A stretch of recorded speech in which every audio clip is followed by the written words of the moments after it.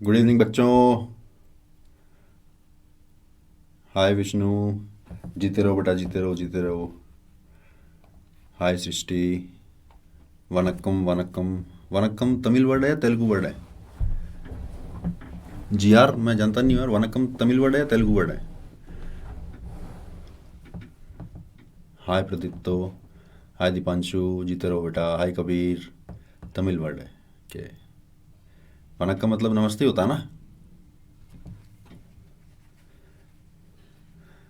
Hello hello. Hello all, hello. Good evening to all of you. Hi Sawan. Great things come to those who leave their comfort zone. ये बड़ी important बात है यार। Comfort zone छोड़ना पड़ता है कुछ उससे ऊपर का अचीव करने के लिए। बहुत इंपॉर्टेंट बात है ये।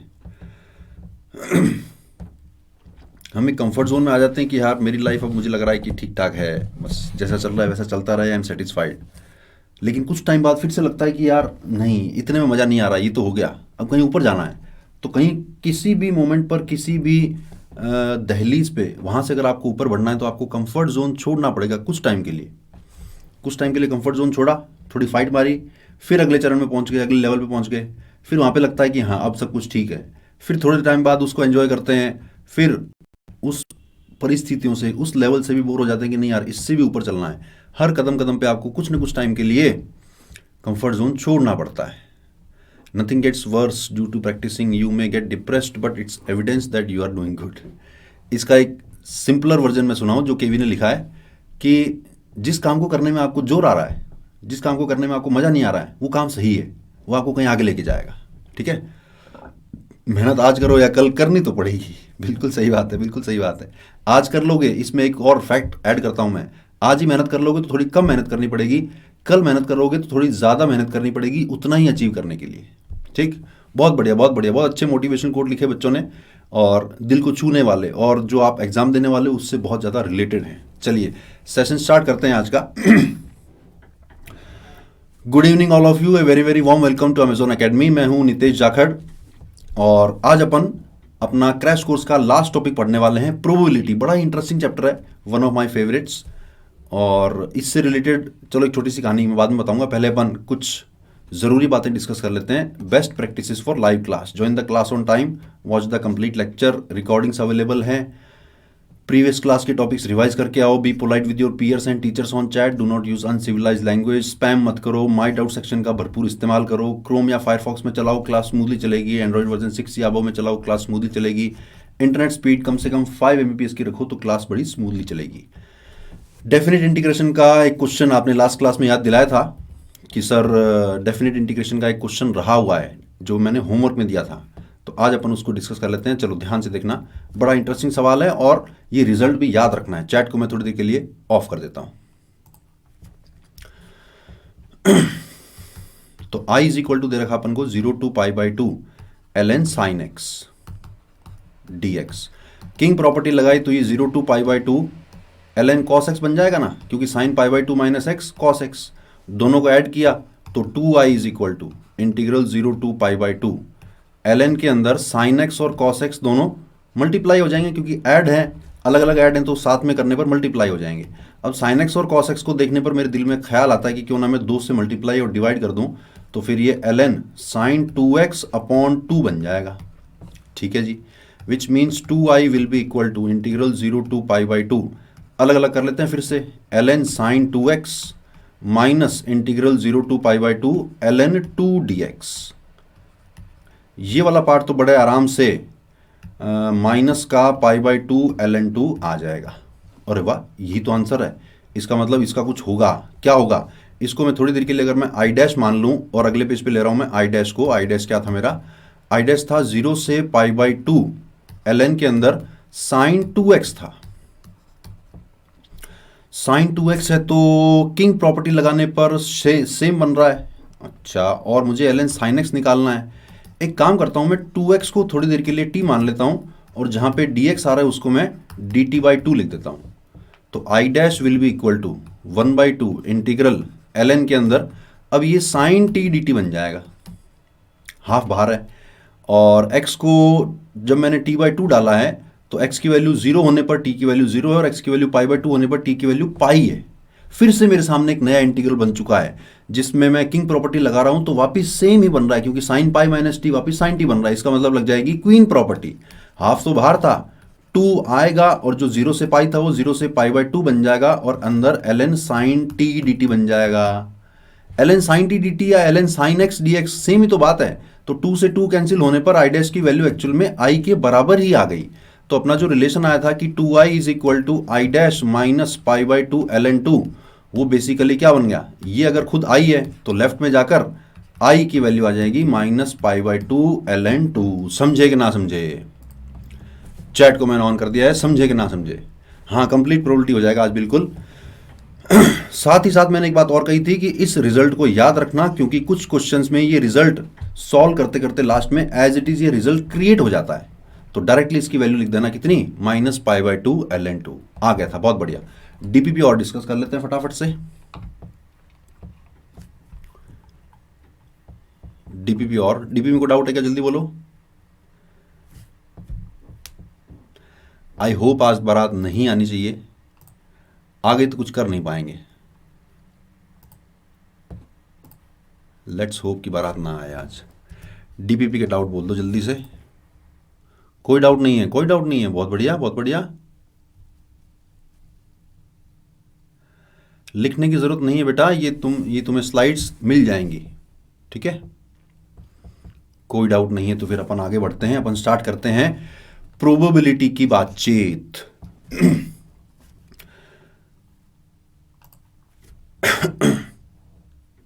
चलो, प्रोबेबिलिटी एक बड़ा ही इंटरेस्टिंग चैप्टर है। इनफैक्ट एक बड़ा इंटरेस्टिंग फैक्ट मैं आपको बताऊं, नेटफ्लिक्स का आपने नाम सुना होगा, नेटफ्लिक्स का नाम आपने सुना होगा और आपने बेस थ्योरम का नाम भी सुना होगा।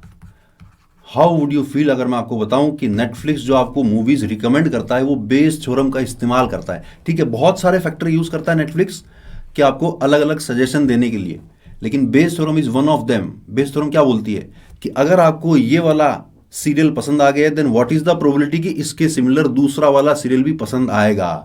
तो बहुत सारे सीरियल्स की या बहुत सारे मूवीज की प्रोबेबिलिटी निकालकर आपको दिखाई जाती है। कौन सी मूवी सबसे पहले दिखाई जाती है? जिसकी प्रोबेबिलिटी सबसे ज्यादा है। किसकी प्रोबेबिलिटी? कि वो आपको पसंद आएगी या नहीं आएगी।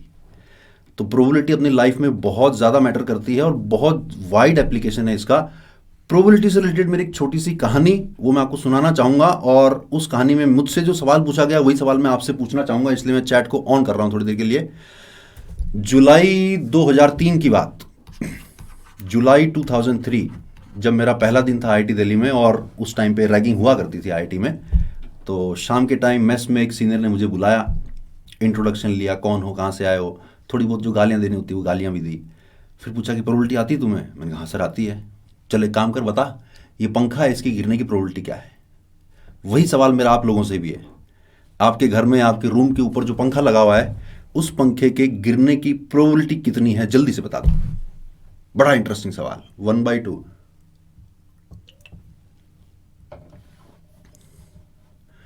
Half half half half, negligible, half, zero.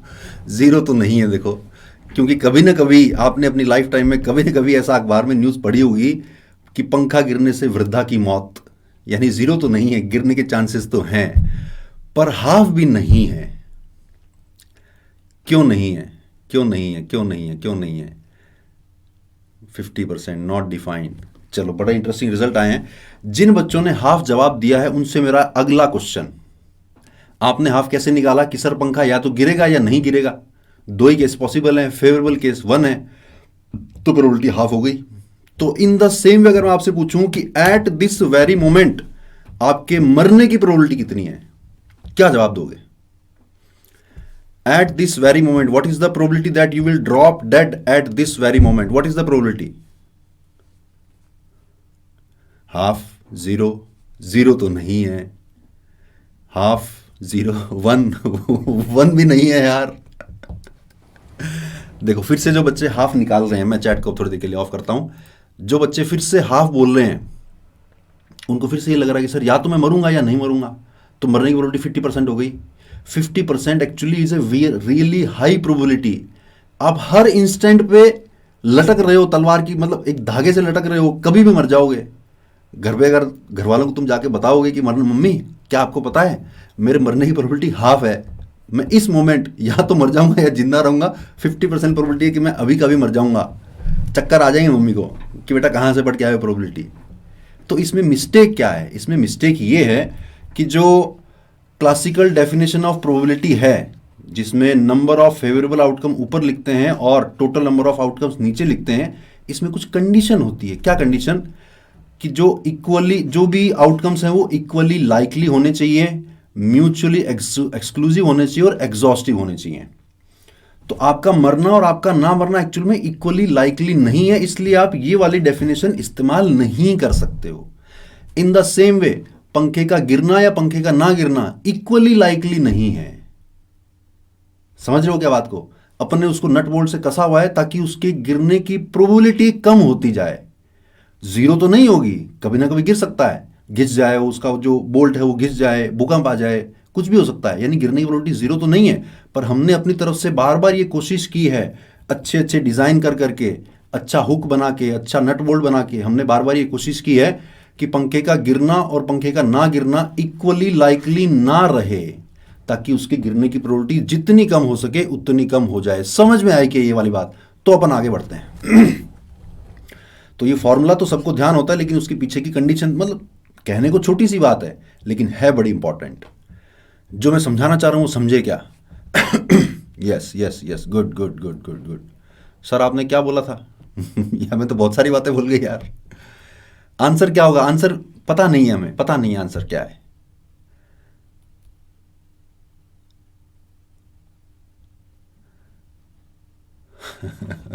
चलो ठीक है, गुड गुड गुड। तो अगर ये क्लासिकल डेफिनेशन ऑफ प्रोबेबिलिटी समझ चुके हो तो एक सिंपल सा क्वेश्चन करके दिखा दो। 5 horses are in a race, mister A selects 2 of the horses at random and bets on them. जुआ खेलता है भाई। Find the probability that mister A selected the winning horse.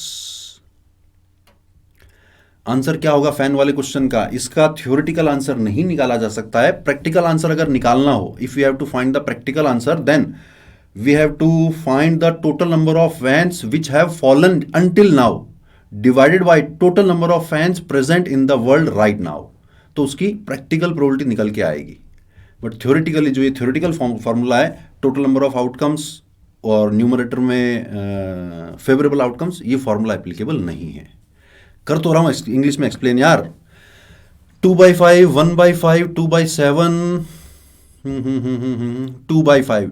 2/5 बहुत सारे बच्चों ने निकाल दिया है। 2/5 इज द करेक्ट आंसर। मुझे बड़ा अच्छा लगा कि आप लोगों ने बड़े जल्दी आंसर निकाल दिया इस क्वेश्चन का। देखो मिस्टर ए को अगर मैं टोटल नंबर ऑफ आउटकम्स की बात करूं तो वो तो बड़ा आसान है कि जब जब वो 5 में से कोई 2, whenever he will select 2 horses out of the 5 horses, then in that number of ways he can bet on the horses. But for favorable outcomes he has to select winning horse plus any other horse. So in how many ways he can select the winning horse? Only one way. Whichever the horse is going to win, he has to select that horse multiplied by any other horse, which means 4C1. So the probability will come out to be 4C1 divided by 5C2, which is equal to 4/10, which is equal to 2/5. समझाना तू? Ragging के time मैंने क्या बोला था? मैंने कहा sir पता नहीं कितनी है प्रोबेबिलिटी। तो उसने कहा बे बुद्धू तुझे इतना ही नहीं पता कि पंखा या तो गिरेगा या नहीं गिरेगा। मैंने कहा हाँ सर बात तो सही है, तो प्रोबेबिलिटी कितनी हुई? मैंने कहा हाफ। फिर उसने कहा हाफ नहीं है, सोच के आना क्यों नहीं है। उसके बाद वो बातचीत कभी हुई नहीं। समझ गए? चलो आगे बढ़ते हैं। Question number 2, a word is formed randomly with the letters of the word Amazon, find the probability that 2 A's come together. Again explain. चलो देखो बाकी बच्चे क्वेश्चन नंबर 2 ट्राई करो। क्वेश्चन नंबर 1 को मैं एक बार दोबारा एक्सप्लेन कर देता हूं मोहक के लिए। मैंने ये कहा कि उसको टोटल नंबर ऑफ आउटकम्स यानी कि टोटल नंबर ऑफ बैटिंग, कितने तरीके से वो बैट लगा सकता है, जितने तरीके से वो 5 में से 2 हॉर्स सेलेक्ट करेगा उतने तरीके से वो कि या पहले और दूसरे पे जुआ लगा दिया या दूसरे और पांचवें पे लगा दिया, यानी 5C2 यानी total 10 ways, total number of 10 ways he can bet on 2 horses. If he has to select the winning horse, plus any other horse, then the total number of ways will be 1 for winning horse. winning horse तो select करना ही करना है, multiplied by any other horse, तो 4 घोड़ों में से 4 घोड़ों में से कोई एक घोड़ा select करना है, which is 4 ways. So probability will come out to be 4/10, which is 2/5. Question number 2 का आंसर भी निकाल चुके हैं बच्चे, लेकिन बहुत सारे बच्चों का गड़बड़ दिख रहा है. 1/6 is wrong, 2/5 is also wrong, 1/3 is the correct answer. आज तो बहुत जल्दी जल्दी आंसर निकाल रहे हो यार, बहुत बढ़िया. चलो देखो जरा. So let's find out total number of words which can be formed, यानी कि AAMZON, इनका अरेंजमेंट ही तो करना है. कितने वर्ड है ये? 6, तो 6 factorial, but 2 of the words are same, so I have to divide by 2 factorial. So let's keep it that way. And favorable outcomes, which means A and A should remain together, then MZON. This time I have only 5 objects, 1 2 3 4 5. Total number of arrangements of these 5 objects will be 5 factorial.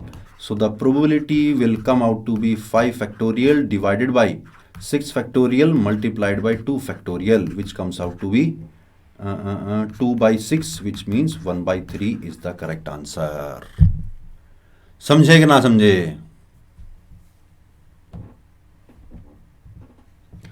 IIT में ragging वाले बच्चे अब नहीं होते हैं, उस time होते थे, अब बंद हो गई है. सर प्रोबेबिलिटी स्टार्टिंग से ही पूरा बाकी है, so it is lesson helpful for learning from beginning. देखो, अगर तुमने प्रोबेबिलिटी पहले पढ़ रखा है फिर तो हेल्पफुल है, अगर तुमने बिल्कुल पढ़ा हुआ ही नहीं है तो हेल्पफुल नहीं है. क्लियर? बहुत बढ़िया, समझ गए हो तो आगे बढ़ते हैं.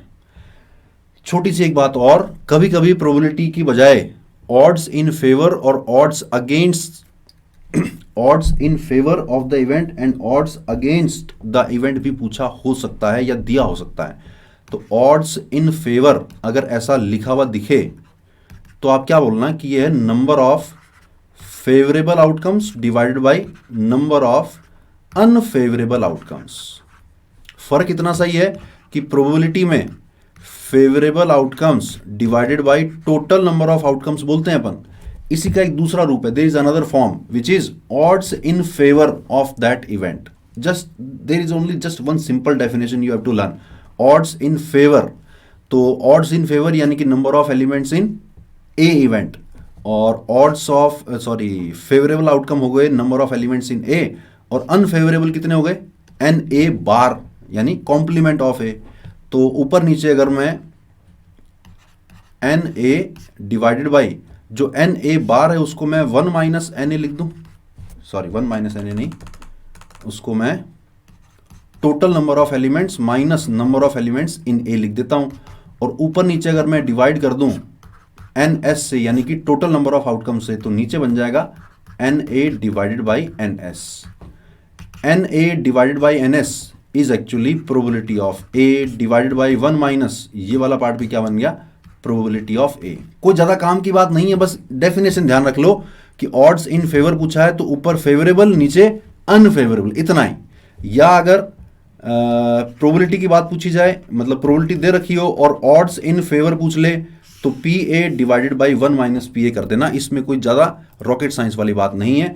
जो काम की बात है वो मैं आगे करने जा रहा हूं. काम की बात बहुत बहुत बहुत बहुत important thing, algebra of events.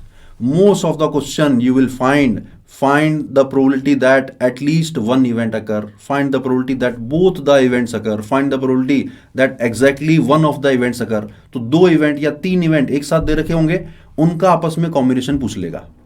तो अगर आपसे पूछा जाए कि एटलीस्ट 1 इवेंट अकर्स, इसकी प्रोबेबिलिटी बताओ, यानी कि उस केस में सपोज ये ए इवेंट है और ये बी इवेंट है, तो हमसे पूछा जा रहा है probability of A union B बताओ. ए यूनियन का मतलब और, या फिर probability of at least one event is same as probability of A union B. और इसका फॉर्मूला आपको ध्यान होगा, this is P A plus P B minus P A intersection B. ध्यान है कि नहीं ध्यान है? जल्दी से यस सर लिखना. आगे बढ़ता हूं. ये वाला फॉर्मूला जो मोस्ट इंपॉर्टेंट है इस प्रोबेबिलिटी चैप्टर का, P A of A union B, यानी कि probability of happening at least 1 event is equal to P A plus P B minus P A intersection B. ध्यान है, बहुत बढ़िया बहुत बढ़िया बहुत बढ़िया।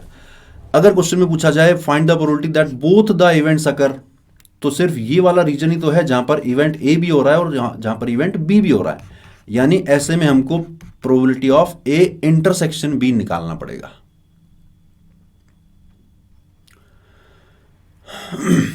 Whenever in the question you see the language like find the probability that both the events occur, which means both events have to occur simultaneously, in such cases you have to find the probability of A intersection B। अरे करेंगे मेरे भाई, करेंगे, सब करेंगे यार। Clear है ये वाला? If the question says find the probability that exactly one of the events occur, which means either only A will occur or only B will occur, क्या ये बात आप जानते हो कि this region is actually A intersection B bar? Chat को off करना पड़ेगा यार, बहुत डिस्टर्बेंस है मुझे। वेन डायग्राम में अगर आप देखो, then this whole region is actually A. This region is actually A intersection B. A intersection B, intersection का मतलब एंड, यूनियन का मतलब और, ए और B, intersection A and B, यानी ए भी हो रहा है एंड बी भी हो रहा है। तो ये वाला रीजन अगर देखोगे तो इस रीजन में, सिर्फ इतने रीजन में, in this region the event A is happening but B is not happening, so this region is actually A and B bar. A is happening but B is not happening. In the same way this region is B and A bar. Suppose you have to find the probability of A intersection B bar, which means A is happening but B is not happening. This will be equal to PA minus PA intersection B. क्योंकि इस पूरे part में से मैं ये वाला part minus कर दूं तो बन जाएगा ए इंटरसेक्शन बी बार। ये बात क्लियर हुई तो मैं आगे बढ़ता हूं, जल्दी से बताना, जल्दी।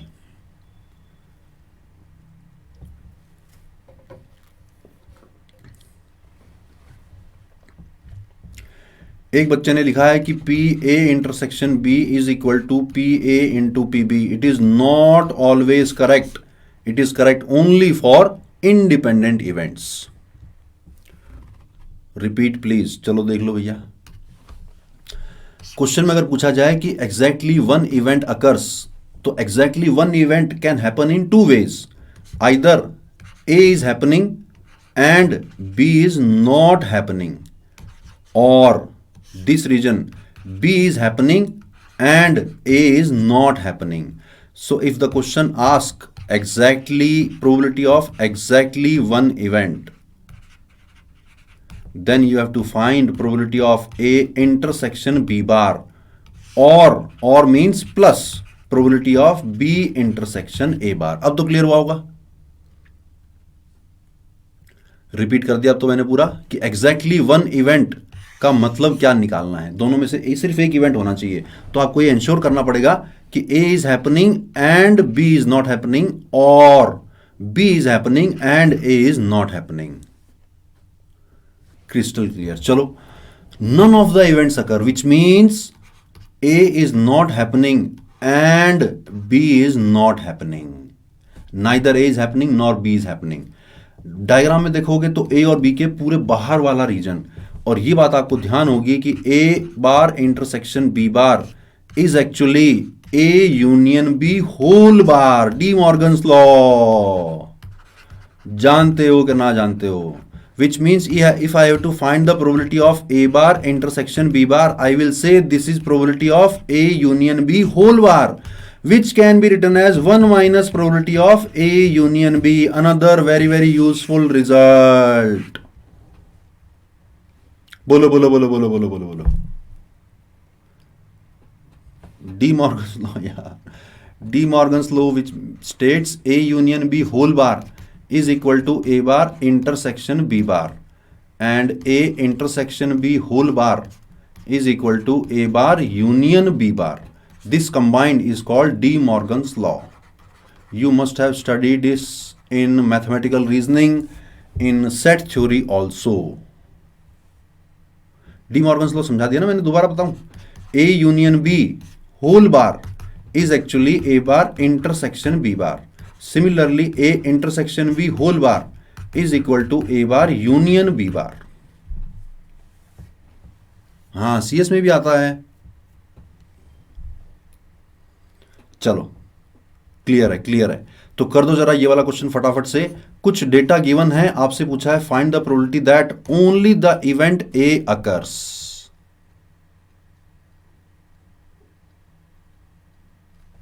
CS बच्चे बोल रहे कंप्यूटर साइंस, आता होगा कहीं कहीं.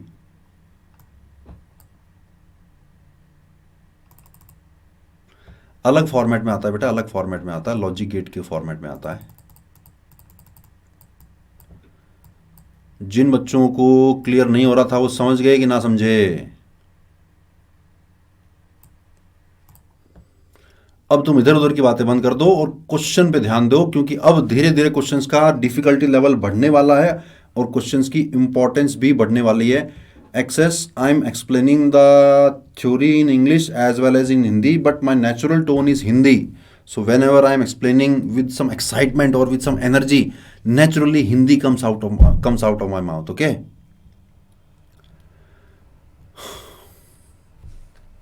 करो करो करो करो करो करो करो करो करो करो. कुछ बच्चों के सही जवाब हैं, कुछ के गड़बड़ हैं.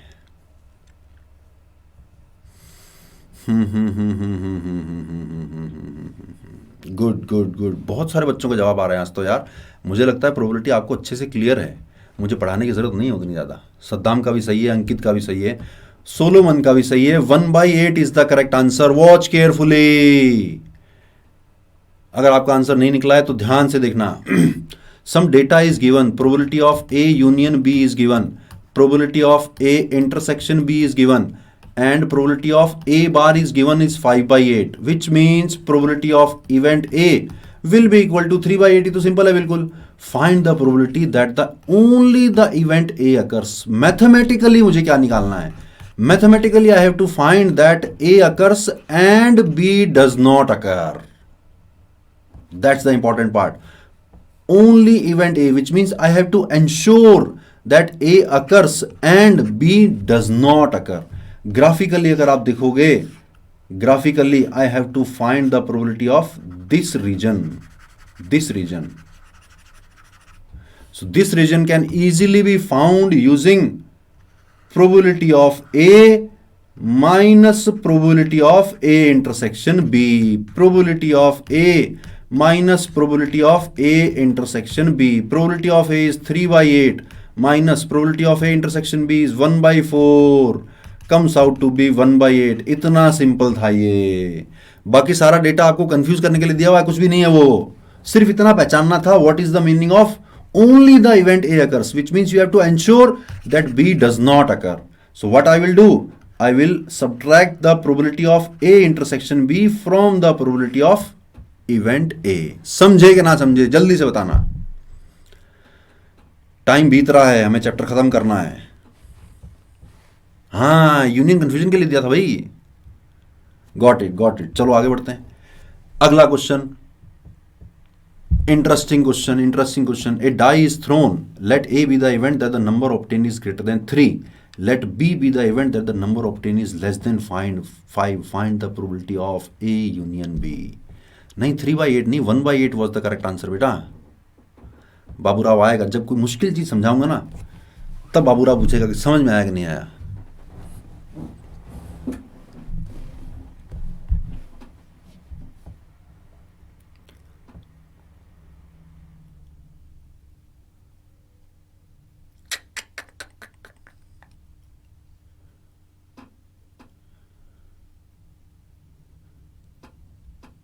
One is the answer, I think. 1/6, Abhinav 1/6, Solomon 1/6, RD 1, DA 1, अंश का भी 1 आ रहा है. बहुत बहुत बढ़िया बढ़िया बढ़िया. बाकी लोगों का भी आने दो. अपना नाम भी लिख दो साथ में यार. अगर तुम्हारा जवाब सही होगा तो मुझे अच्छा लगेगा कि अंश ने सही जवाब दिया है और जय का जवाब गलत है. सृष्टि का आंसर सही है, बिल्कुल सही है. हर्ष का आंसर गड़बड़ है। अमन का सही है, जवार का सही है, अंकुर का सही है, बहुत सारे बच्चों का सही जवाब आ गया। आज तो नंबर ऑफ करेक्ट आंसर और नंबर ऑफ आंसर्स भी बहुत सारे आ रहे हैं। चैट को मैं ऑफ करना पड़ेगा मुझे चैट को ऑफ, ताकि मैं आपको एक्सप्लेन कर सकूं। हाँ हाँ हाँ, बहुत सारे बच्चों का सही जवाब आ गया है। Good good good good. इस क्वेश्चन को मैं दो तरीके से समझाने जा रहा हूं। फर्स्ट मेथड इज मैथमेटिकली, कि मैथमेटिकली कैसे इस क्वेश्चन को सॉल्व करना है। ठीक है। A is the event that the number obtained is greater than 3. So elements in A will be 4, 5, 6. Elements in B will be, B is the event that the number obtained is less than 5.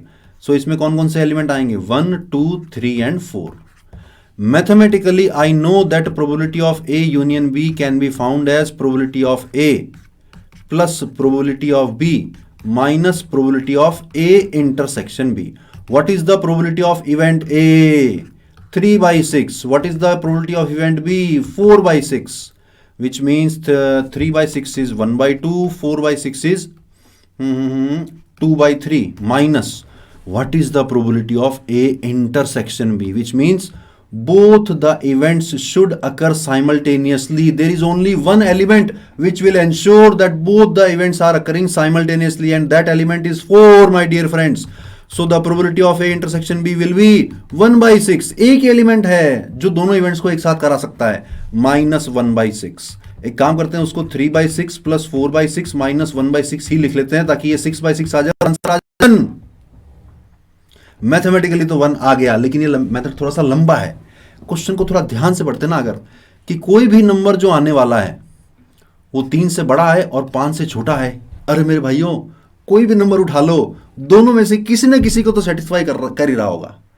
3 या तो 3 से बड़ा होगा या 5 से छोटा होगा। Suppose 2 आया, आपने डाइस को फेंका और 2 आया, इन दोनों में से कोई इवेंट अकर कर रहा है क्या? At least 1 event should occur. What is the meaning of probability of A union B? At least 1 event should occur. So when I get 2 on the dice, at least 1 event is occurring. Which event? Event B is occurring because the number is less than 5.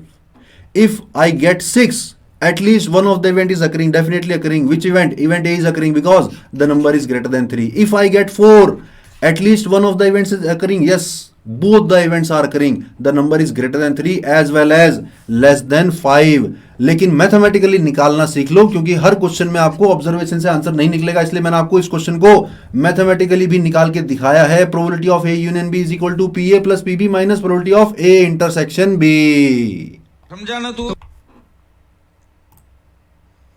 बोलो भैया, जिनका answer गड़बड़ आया था समझे कि ना समझे?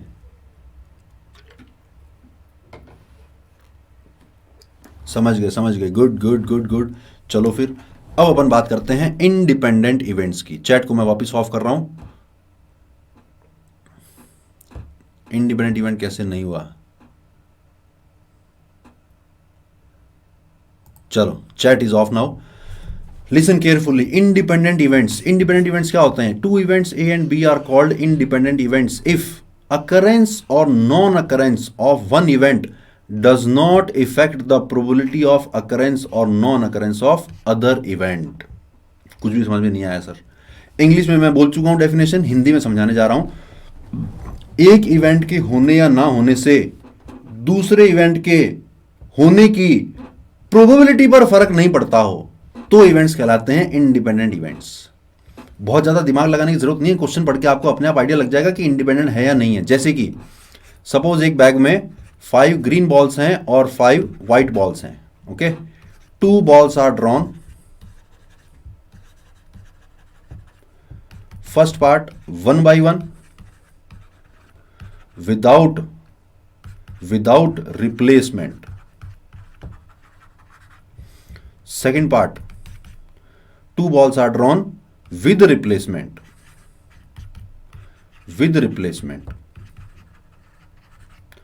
You have to find the probability that first ball is green as well as second ball is green. तो पहली बॉल भी ग्रीन होनी चाहिए, दूसरी बॉल भी ग्रीन होनी चाहिए. तो मैं क्या कहूंगा? मैं कहूंगा पहली बार ग्रीन बॉल निकले, इसकी प्रोबेबिलिटी हाफ, मल्टीप्लाइड बाय दूसरी बार भी ग्रीन बॉल निकले. अब डिपेंड करेगा कि दूसरी बॉल रिप्लेसमेंट के साथ निकाली है या विदाउट रिप्लेसमेंट निकाली है। अगर दूसरी बॉल मैंने विदाउट रिप्लेसमेंट निकाली है तो अब मेरे पास जो बॉक्स बचा है उसमें एक ग्रीन तो जा चुकी, तो 4 ग्रीन और 5 व्हाइट बॉल बची हैं। अब probability will come out to be 4/9। If replace किया गया है तो green intersection green will be, पहली बार में भी हाफ प्रोबेबिलिटी आएगी, दूसरी बार में भी हाफ प्रोबेबिलिटी आएगी। हैं इवेंट दोनों ही इंडिपेंडेंट, सॉरी इंडिपेंडेंट नहीं है। पहले वाला विदाउट रिप्लेसमेंट वाला जो है उसमें दूसरी बार ग्रीन आने की प्रोबेबिलिटी डिपेंड कर रही है कि पहली बार में ग्रीन निकली है या नहीं निकली है। पहली बार में अगर ग्रीन नहीं निकली होती तो पहली बार में ग्रीन ना निकलने की प्रोबेबिलिटी तो हाफ ही थी, लेकिन दूसरी बार में 4/9 नहीं होता, वो 5/9 होता। ये है फंडा इंडिपेंडेंट इवेंट्स का। लेकिन आपकी जानकारी के लिए बता दूं कि इस इंडिपेंडेंट इवेंट्स में बहुत ज़्यादा दिमाग खपाने की ज़रूरत नहीं है। क्वेश्चन पढ़ के आपको अपने आप समझ में आ जाएगा कि इंडिपेंडेंट इवेंट्स हैं या नहीं है। दूसरी बात, जब मैं आपको क्वेश्चंस करके दिखाऊंगा तो मैं आपको हर बार इवेंट इस तरह से बना के दिखाऊंगा। देखो ये वाला इवेंट हो जाए एंड ये वाला इवेंट ना हो एंड ये वाला इवेंट हो जाए, तो आपको अपने आप समझ में आ जाएगा कि मुझे इन सारी प्रोबेबिलिटीज को मल्टीप्लाई ही करते जाना है। अपने आप समझ में आ जाएगा। इंडिपेंडेंट इवेंट है या नहीं इसकी चिंता करना छोड़ देना, तुम्हें दिक्कत नहीं आएगी। बोलो समझे कि ना समझे। लास्ट में काम, मैंने इंडिपेंडेंट इवेंट समझाया आपको, लास्ट में आपको काम की बात क्या कही, इंडिपेंडेंट इवेंट है या नहीं है उसकी चिंता छोड़ देना, जेईई मेंस में आपका काम चल जाएगा। बोलो बोलो बोलो बोलो बोलो। ऐसा कैसे, मैं क्वेश्चन से समझाऊंगा ना, जब क्वेश्चन करेंगे तब समझाऊंगा। चलो करो जरा ये वाला question. Probability that A speaks the truth is 4/5 while the probability for B is 3/4।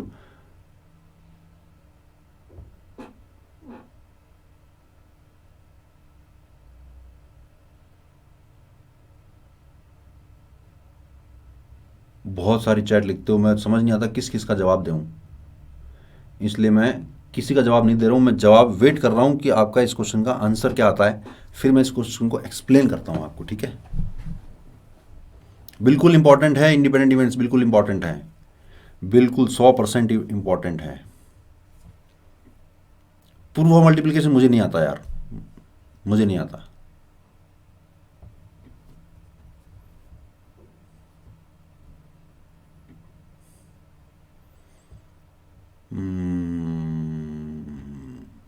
अलग अलग भांति भांति के उत्तर आ रहे हैं बच्चों के, पर मेरी आंखें 7/20 पर जाकर अटक गई हैं। एक बच्चे ने, एमसी ने लिखा है 7/20 कंफर्म है सर 100%। बहुत बढ़िया बहुत बढ़िया बहुत बढ़िया।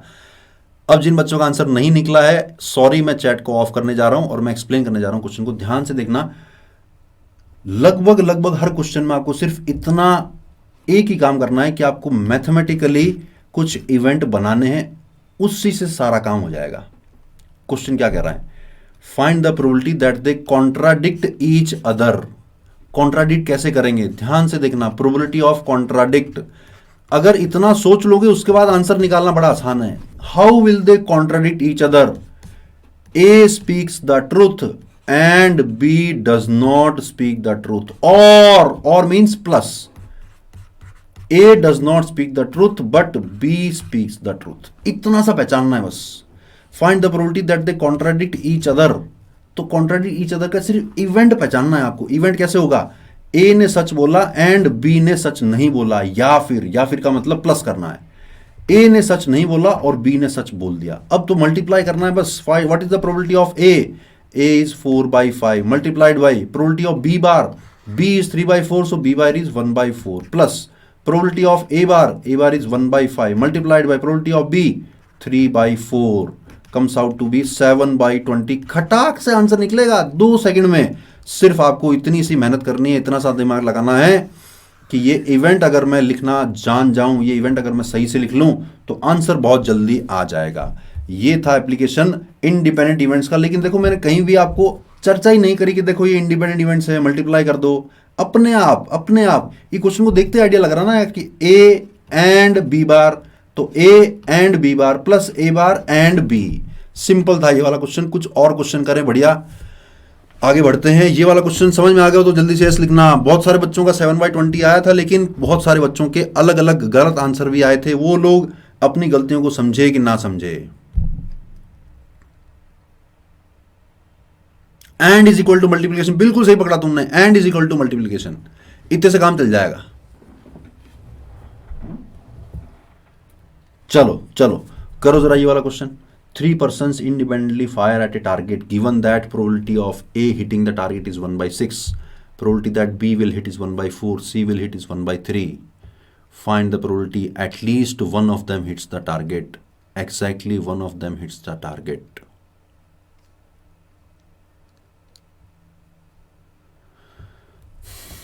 इंग्लिश में एक्सप्लेन किया था ना यार, इंग्लिश हिंदी दोनों में एक्सप्लेन किया था यार, इतने बढ़िया से गला फाड़ फाड़ के।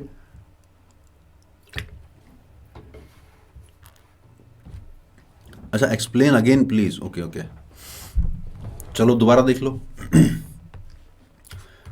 Probability of contradiction, contradiction means दोनों का आपस में मैच नहीं होना चाहिए। तो कैसे कैसे पॉसिबल है, in how many ways it is possible? It is possible probability of A speaks the truth and B speaks the lie, और A speaks lie and B speaks the truth. This is equal to probability of A speaking the truth कितना था? 4/5, 4/5 multiplied by probability of B telling a lie is 1/4 plus 1/5 into 3/4 comes out to be 7/20। अब तो clear हो गया होगा। बाकी बच्चों ने तो अगले क्वेश्चन का जवाब भी दे दिया है। 2 पार्ट हैं इसके, दोनों पार्ट के जवाब कॉमा लगा के दो यार। अब मुझे पता नहीं चल रहा ना तुम फर्स्ट पार्ट का जवाब दे रहे हो या सेकंड पार्ट का जवाब दे रहे हो। दोनों का जवाब दो कॉमा लगाकर, पहले फर्स्ट पार्ट का फिर कॉमा लगाकर सेकंड पार्ट का। एक पार्ट का जवाब मत दो, मैं एक पार्ट का जवाब एक्सेप्ट नहीं कर रहा हूं। मुझे दोनों पार्ट का जवाब चाहिए कॉमा लगाकर एक साथ। Thank you sir. हाँ बेटा आई होप तुम्हें समझ में आ गया होगा, दोबारा एक्सप्लेन किया है मैंने। 71/72 नहीं,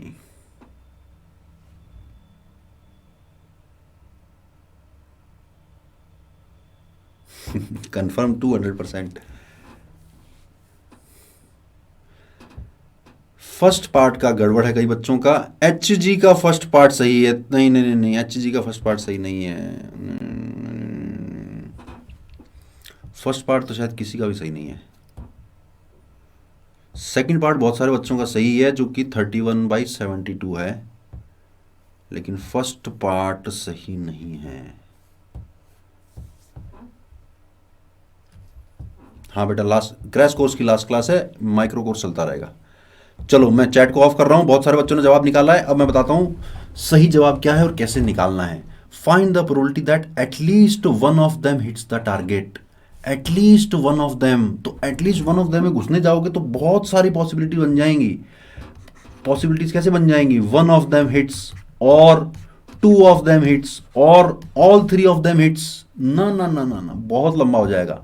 मैं डायरेक्टली क्या करने जा रहा हूं, एटलीस्ट वाला वर्ड जब भी मुझे दिखे, whenever I see the word at least, I am going directly 1 minus probability of none. At least 1, कम से कम एक, 1 माइनस कोई नहीं।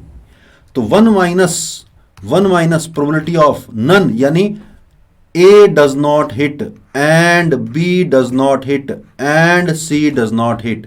This will be equal to probability of at least one of them hits. At least one hit. जब भी question में whenever you see the term at least one of the event or at least one of them happens, always think about 1 minus probability of none of them happens. So this will come out to be 1 minus probability of A bar 5/6 multiplied by B bar 3/4 multiplied by C bar 2/3। सो 3 से 3 cancel, ये 2 से 2 cancel, ये बन गया 1 minus 5/12 comes out to be 7/12. This is the answer, correct answer to the first part. Second part is fairly easy. Most of them you have done it. Find the probability that exactly one of them hits the target. Exactly one of them. In how many ways exactly one of them can hit the target? A hits and B does not hit and C does not hit. Or A does not hit and B hits and C does not hit, or A does not hit, B does not hit, but C hits the target. Exactly one of them hit करेगा, यानी A hit कर जाए, सिर्फ A hit कर जाए, तो सिर्फ A hit कर जाए तो सिर्फ PA plus PB plus PC क्यों नहीं लिखा सर? A के हिट करने की प्रोबेबिलिटी प्लस B के हिट करने की प्लस C के हिट करने की, ना ना ना ना ना ना ना ना ना ना ना ना ना, बिल्कुल नहीं. सिर्फ A को हिट कराना है तो you have to make sure that A hits and B does not hit and C does not hit. So this is the correct answer. This is the correct explanation. You cannot write only PA plus PB plus PC. ये बात समझ में आई कि नहीं आई? Value अब आप बड़े आराम से निकाल सकते हो. सेकंड पार्ट की वैल्यूज पुट कर लेते हैं फटाफट से. PA 1/6 मल्टीप्लाइड, ये वैल्यूज तो डाल लोगे ना यार, वैल्यूज पुट करना तो आसान है. PA बार सारी वैल्यूज आपको ध्यान है. मैं करेक्ट आंसर लिख देता हूं. Correct answer is 31/72. दो बातें काम की थी इस क्वेश्चन में. एटलीस्ट वन ऑफ देम तो क्या सोचना है, एग्जैक्टली वन ऑफ देम तो क्या सोचना है. In the same way question could have asked exactly two of them hits the target. Exactly two of them तो A and B hit but C does not hit, और A and C hit but B does not hit, और A does not hit B and C hit. अगर question में पूछा होता exactly two of them hit the target. This was the important part related to independent events. समझा ना तू? बोलो भैया, बहुत जोर लगा के समझाया मैंने. अभी भी समझ नहीं आया हो तो रिकॉर्डिंग दोबारा देखनी पड़ेगी.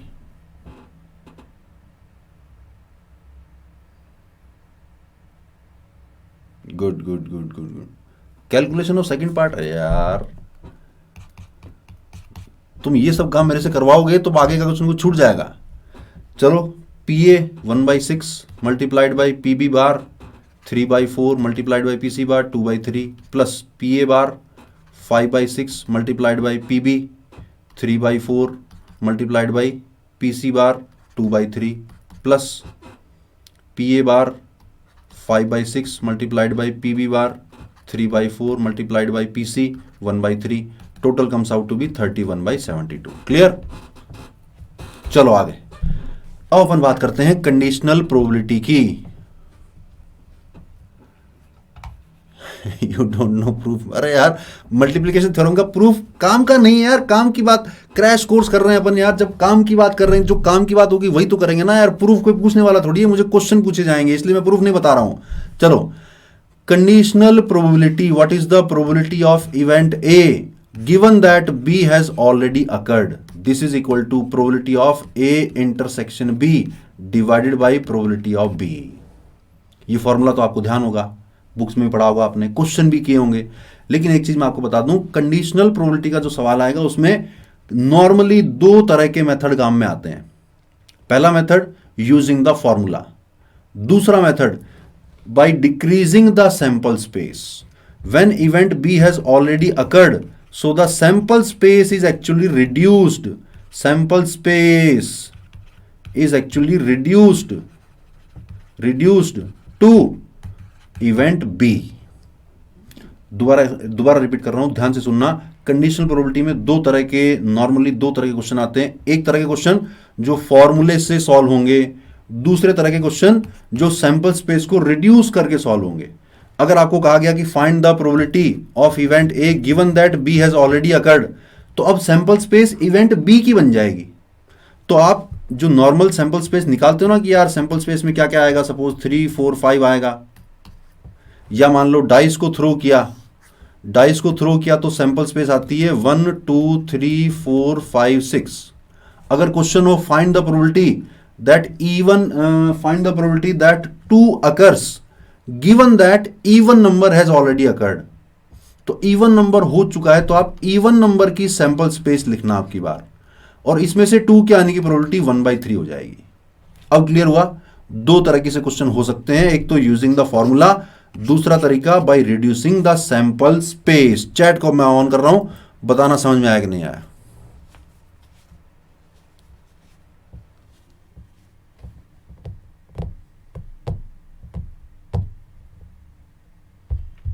क्लियर हो तो ये वाला क्वेश्चन करो. बड़ा इंटरेस्टिंग सवाल है, बिल्कुल एकदम रियल लाइफ से कनेक्टेड है. जो लोग बड़ी सिटीज में रहते होंगे उनको इस तरह की प्रॉब्लम फेस करनी पड़ती होगी.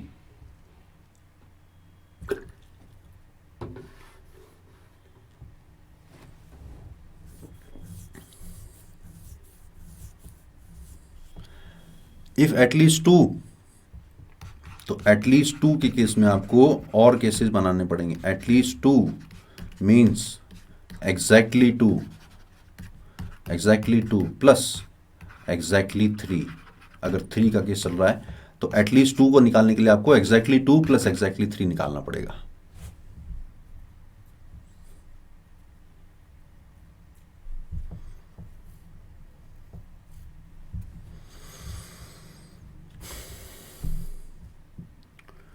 देव ने पहली बार में सही जवाब निकाल दिया यार. बहुत बढ़िया, बहुत बढ़िया, बहुत बढ़िया. Well done, well done, well done, well done. Good good good good. चलो केपी को अपना डाउट समझ में आ गया है. 7/10 एंड 18 दीपांशु ने भी सही जवाब निकाल दिया है. Good good good good. और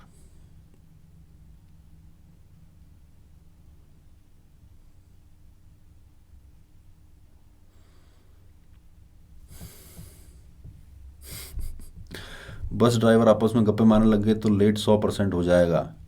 और तुम अगर चैट में इस तरह, तुम अगर चैट में अपने आप को तुमने चैट में अपने आप को खो दिया, क्वेश्चन को सॉल्व नहीं किया, तो तुम्हारे जेईई मेंस क्लियर ना करने की प्रोबेबिलिटी बढ़ती जा रही है बेटा.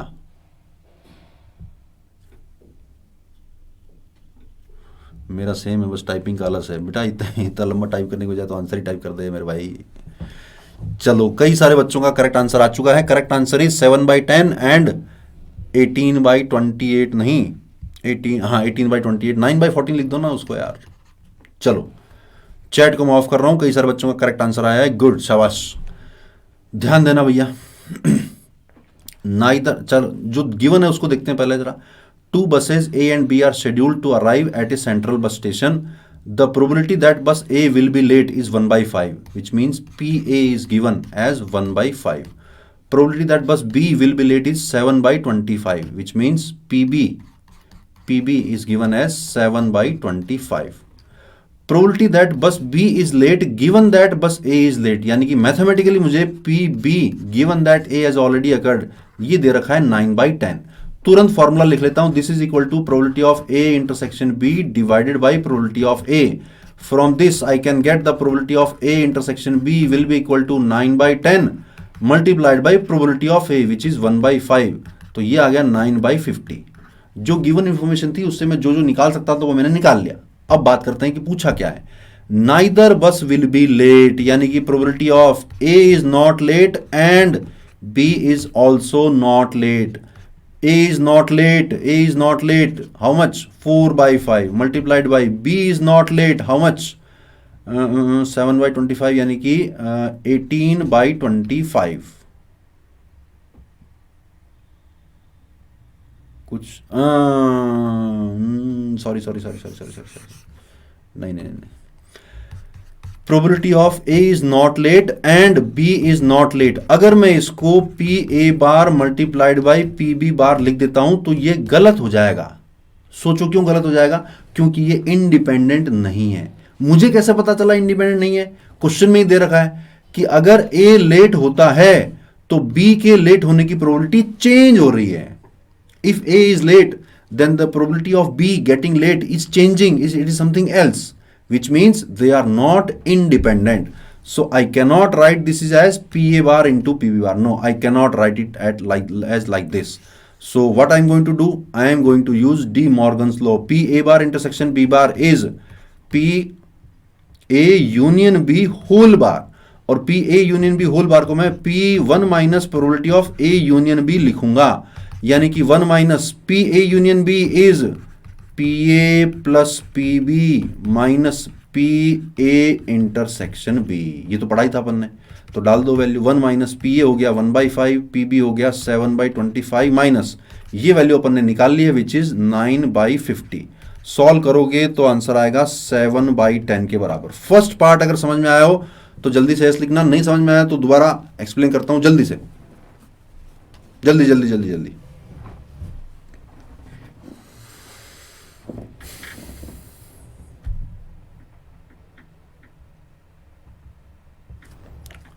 +9/50 होगा. सॉरी, +9/50. करेक्ट आया, गुड। सेकंड पार्ट बड़ा इजी है, find the probability A is late given that B is late. Probability of A given that B is late, this is equal to probability of A intersection B divided by probability of B. Value put कर देना, ऊपर वाले की value 9/50 है divided by PB की value 7/25 है। This will come out to B 9/14। Clear है second part भी? आज पढ़ी लिखी जनता है। हाँ, सेकंड पार्ट एक्सप्लेन हो गया। अब सेकंड पार्ट आसान था, फर्स्ट पार्ट थोड़ा सा टिपिकल था जिसमें हमको इंडिपेंडेंट इवेंट्स नहीं है इसकी जानकारी भी हो गई, और अगर इंडिपेंडेंट नहीं है तो हमें कैसे निकालना पड़ेगा ये भी मैंने एक्सप्लेन कर दिया है, डी मॉर्गन्स लॉ का इस्तेमाल किया था। Good good good. चलो अगला क्वेश्चन, ये बड़ा इंटरेस्टिंग सवाल है, बड़ा इंटरेस्टिंग सवाल है, चुटकियों में हो सकता है अगर आप थोड़ा ध्यान से करो तो।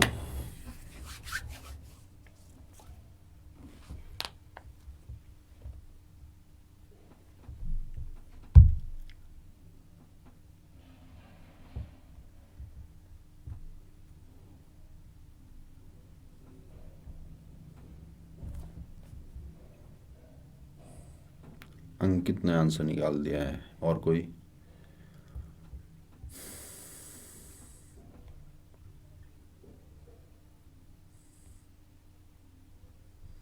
देव ने कुछ आंसर निकाला है, अंकित ने निकाला है, बाकी बच्चों का नाम नहीं आ रहे हैं।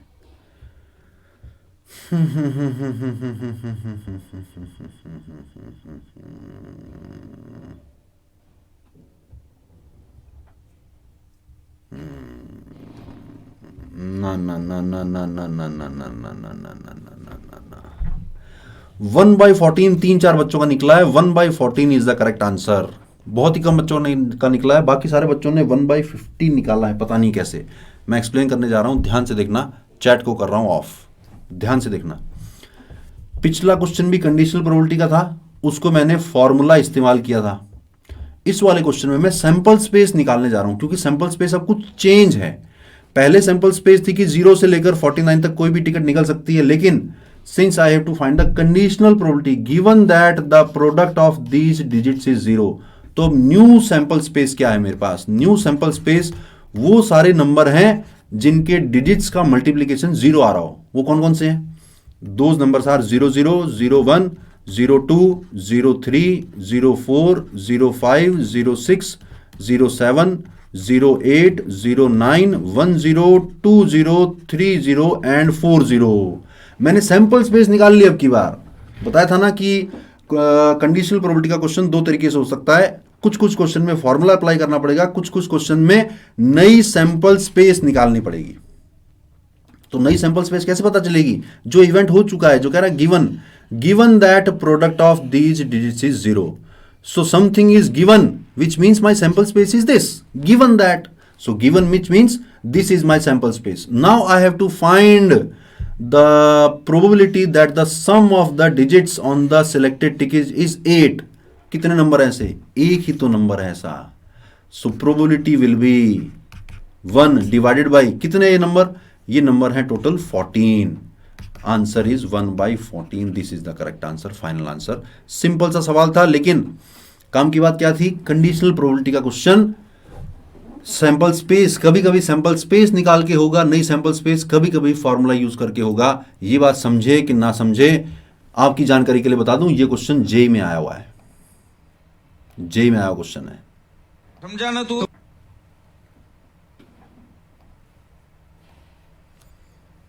हाउ 14? ये 14 नंबर है ना, देखो 1 2 3 4 5 6 7 8 9 10 11 12 13 14। My whole sample space is actually reduced to 14 numbers only. This is my sample space, यानी this is my total number of outcomes. This is my favorable outcome. Which one? 08 is my favorable outcome. Total तो 50 हैं। चलो दोबारा देख लो यार, दोबारा देख लो। चलो देखो, कंडीशनल प्रोबेबिलिटी का सवाल है, given that the product of these digits is 0, something is given, something is given, क्या गिवन है? The product is 0, so my sample space consist of only 14 numbers. Which 14 numbers? 00, 01, 02, 03, 04, 05, 06, 07, 08, 09, 10, 20, 30 and 40। सिर्फ वो वाले number निकालने जिनका प्रोडक्ट 0 आ रहा हो। अब ये मेरी सैंपल स्पेस है, इसमें से अब ऐसा नंबर चूज करना है ताकि सम ऑफ द डिजिट्स कितना आए, 8 आए। तो ऐसा तो एक ही नंबर है जो कि 08। So probability will be favourable divided by total. Favourable तो एक ही है, टोटल 14 है, आंसर आ गया 1/14।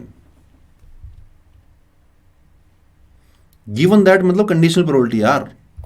चलो अब बात करते हैं जनरल मल्टीप्लिकेशन थ्योरम। अपन उसका यूज करते आ रहे हैं पर अपन ने अननोइंगली उसका यूज किया है। सवाल बिल्कुल सेम वही है यार।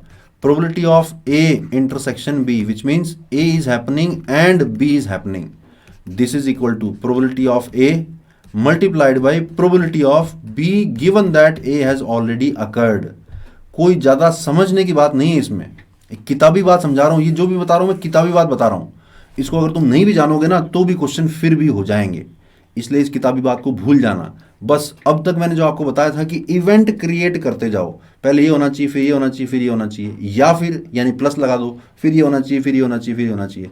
ऐसा इवेंट अगर आप बना लोगे तो प्रोबेबिलिटी अपने आप आपसे निकल जाएगी। जैसे कि ये वाला क्वेश्चन करके दिखाना भैया, हो जाएगा आपसे। अगर आपको जनरल मल्टीप्लिकेशन थ्योरम का फंडा क्लियर भी नहीं है तो भी ये वाला क्वेश्चन बड़ा आराम से हो जाएगा। करो ट्राई।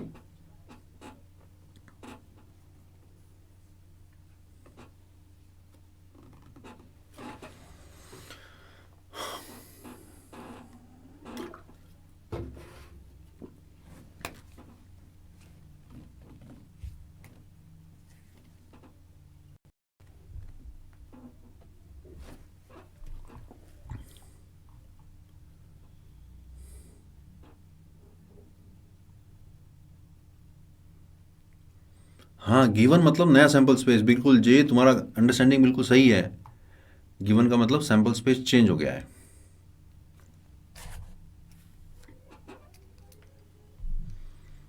जे ने कुछ जल्दीबाजी कर दी है। जे तुम्हारा कोई एक पार्ट गलत है, मैं बताऊंगा नहीं कौन सा पार्ट गलत है, कोई एक पार्ट गलत है।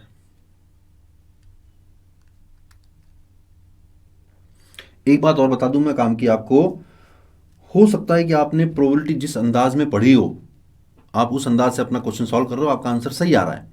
लेकिन जब आप मेरा सॉल्यूशन देख रहे हो तो हो सकता है मैं किसी और तरीके से एक्सप्लेन कर रहा हूं। तो कंफ्यूज मत होना। अगर आपको क्वेश्चन क्लियर, आपका सही जवाब आ गया है और मेरा मेथड आपको कुछ अलग लग रहा है तो कंफ्यूज मत होना, किसी एक मेथड पे काम कर लेना बस।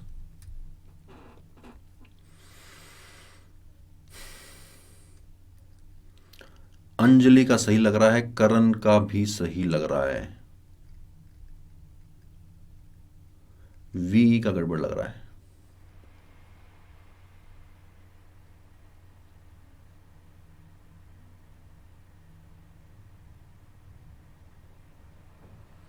एमसी तुमने थर्ड पार्ट का आंसर नहीं बताया यार। 49/121, 16/121 और 28/121। गड़बड़ गड़बड़ गड़बड़ गड़बड़ गड़बड़ गड़बड़ गड़बड़। सृष्टि का सही लग रहा है मुझे, श्रेयस का गड़बड़ लग रहा है। चलो करते हैं सॉल्व करते हैं। नहीं बेटा, वीडियो रुकी भी नहीं है, हो सकता है तुम्हारा नेट स्लो हो गया होगा। चलो मैं चैट को ऑफ कर रहा हूं, करेक्ट जवाब निकाल के दिखाता हूं। करेक्ट जवाब लिख दूं क्या?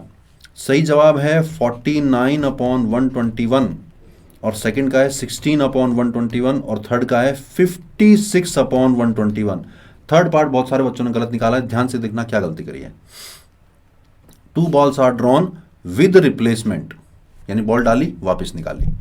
Both the balls are red, event बना लो। First ball is red and second ball is also red. First, what is the probability that the first ball is red? 7/11 multiplied by what is the probability that the second ball is red? This is also 7/11, क्योंकि ball को replace कर दिया है। By chance बोला होता कि replace नहीं किया है तो 7/11 के बाद क्या आता? 6/11, 6/10 आता। So this comes out to be 49/121. First part is fairly easy. Second part, both balls are white. Both white यानी पहली बॉल भी white and दूसरी बॉल भी white. First ball white 4/11 multiplied by दूसरी बॉल भी white 4/11, correct answer 16/121। Second part का answer बहुत सारे बच्चों ने ये भी सही निकाल लिया था, लेकिन थर्ड पार्ट में गड़बड़ करी थी। थर्ड पार्ट में आप एक इवेंट भूल गए थे। कौन सा इवेंट भूल गए थे? One ball is red and other is white. One in how many ways it is possible? One is red and other is white.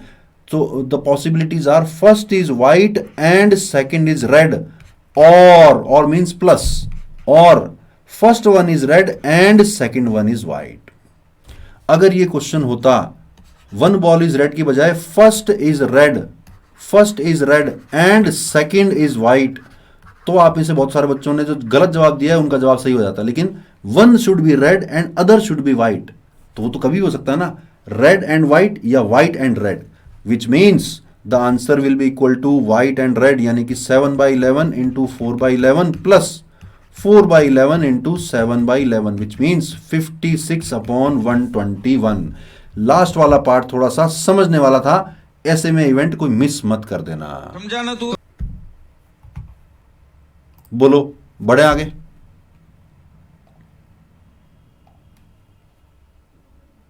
बोलो बोलो बोलो बोलो।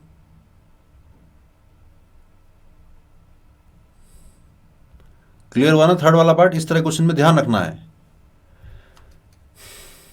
समझ गए, बहुत बढ़िया। चलो क्वेश्चन नंबर 10 करके बताओ जरा। ये भी जेई में आया हुआ क्वेश्चन है।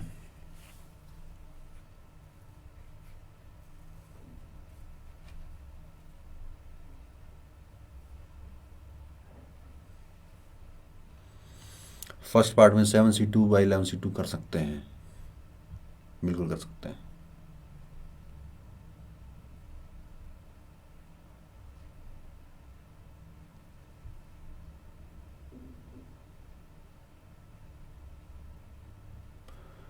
ऐसे सारे क्वेश्चंस में इंडिपेंडेंट इवेंट्स का फॉर्मूला ही यूज करना है क्या? मैं आपको एक बात बता दूं, बेसिकली जब अपन ने इंडिपेंडेंट इवेंट्स पढ़ा था तो अपन ने कहा कि P A intersection B is actually is equal to P A into P B.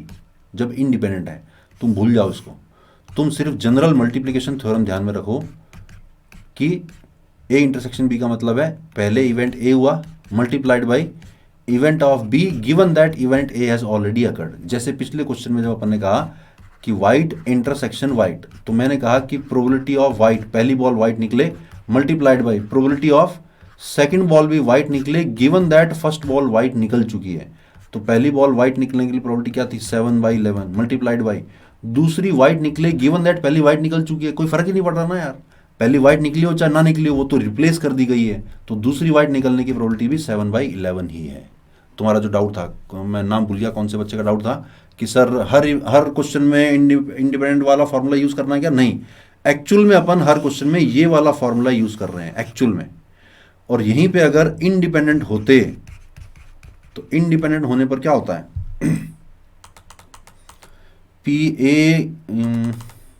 P B upon ए, इसका फॉर्मूला क्या होता है? ये होता है P A intersection B divided by P A. और अगर इंडिपेंडेंट होते हैं तो ये P A into P B बनता है और डिवाइड में पी आ जाता है, तो P B A intersection A is same as P B. तुम कंफ्यूजन वाली बातें पूछ रहे हो मेरे से, तुम खुद कंफ्यूज हो जाओगे, मैं ज़्यादा एक्सप्लेन करूंगा तो। तुम्हारे क्वेश्चन का जवाब सिर्फ इतना सा है कि इंडिपेंडेंट इवेंट एक्चुअली इसी का एक स्पेशल केस है।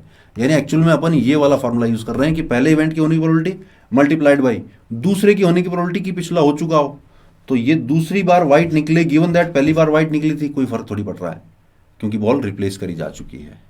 क्वेश्चन नंबर 10 का आंसर 0.14 कुछ ही बच्चों का आया है शायद। 0.14 कई सारे बच्चों का आया है। आज तो बहुत सारे बच्चे जवाब दे रहे हैं यार। Good good good good good good, understood, बहुत बढ़िया केपी, गुड। चलो मैं चैट को ऑफ कर रहा हूं। 0.14 इज द करेक्ट आंसर। ध्यान से देखो क्वेश्चन में क्या बोल रहा है। The probability that the target is hit by the second plane, तो सेकंड प्लेन तभी हिट करेगा when first plane does not hit and second plane hits the target. दे रखा ना क्वेश्चन में, the second plane will bomb only if the first misses the target. So second को hit करने के लिए इवेंट क्या बनेगा? First does not hit and second one hits the target. First does not hit how much? 0.7 multiplied by second hits how much? 0.2। Correct answer 0.14। एक line का answer था, सिर्फ आपको इतना सा समझना था बस। आई होप ये वाला पार्ट, ये वाला क्वेश्चन तो सबको समझ में आ गया होगा। कई बच्चों का गलत आंसर था, समझ गए कि ना समझे? 7/22 आई थिंक गलत जवाब है, गलत जवाब है। या तो तुम 7/50 लिखते वो सही होता, 7/22 गड़बड़ है, कई सारे बच्चों ने निकाला है। पर आंसर क्या, इनफैक्ट क्वेश्चन पूरा फेयरली सिंपल था। समझ में आ गया हो तो जल्दी से इस लिखना। जेई मेंस का नहीं, शायद जेई एडवांस के उस टाइम में आया हुआ जब जेई का, मुझे याद नहीं कब का है, लेकिन जेई में आया हुआ है। नहीं जीपी वाला नहीं है यार, जीपी वाला तो जब तब होता है जब इनफाइनाइट तक जा रहा हो। हाँ मैंने बताया ना बेटा, 7C2/11C2 से भी सेम आंसर आएगा। चलो हाँ, ये फाइल फिर बंद हो गई आज, ऐसा क्यों हो रहा है?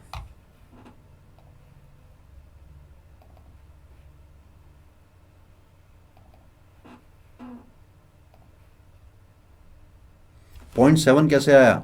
मैंने कहा 1 हिट ना करे, तो 1 के हिट करने की 0.3 है, तो 1 के हिट ना करने की 0.7 हो गई ना यार। चलो आगे बढ़ते हैं। टोटल प्रोबेबिलिटी क्वेश्चन, चैट को मैं ऑफ करने जा रहा हूं और अब मैं टोटल प्रोबेबिलिटी एक्सप्लेन करने जा रहा हूं थ्रू ए क्वेश्चन। क्वेश्चन के थ्रू एक्सप्लेन कर रहा हूं, क्वेश्चन पढ़ो ध्यान से। A lady has a purse having 3 compartments. A lady has a purse having 3 compartments. First compartment contains 2 gold and 2 silver coins. 2 gold and 2 silver coins. Second contains 2 gold and 3 silver coins. 2 gold and 3 silver coins. And the third contains 3 gold and 4 silver coins. 3 gold and 4 silver coins. She randomly selects a compartment and draws a coin. Find the probability that the drawn coin is gold coin.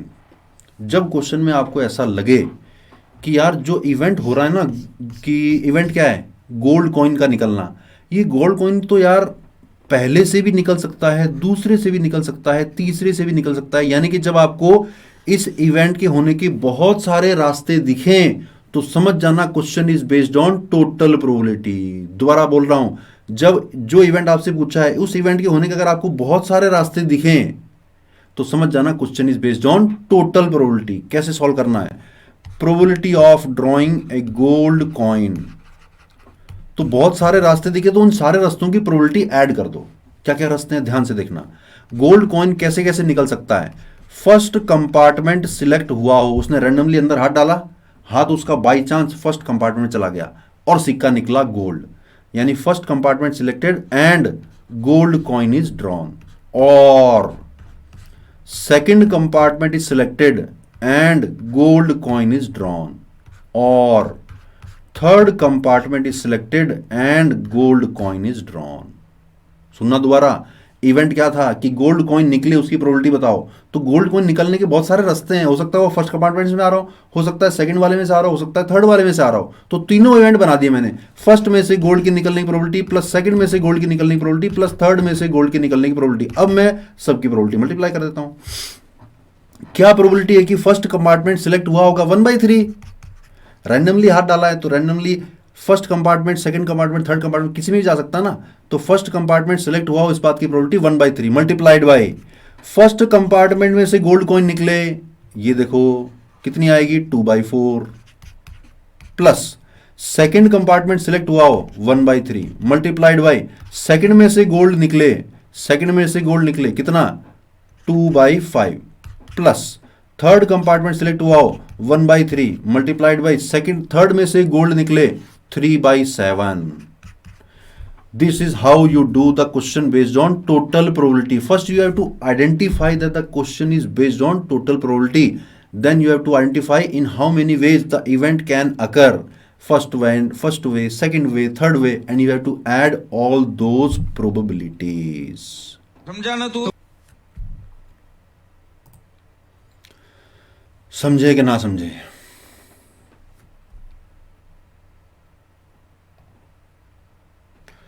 Total probability का question कैसे पहचानना है और कैसे solve करना है, समझ गए कि नहीं समझे? 93/210, बहुत बढ़िया, थैंक यू यार। 93/210, तुमने मेरा काम आसान कर दिया।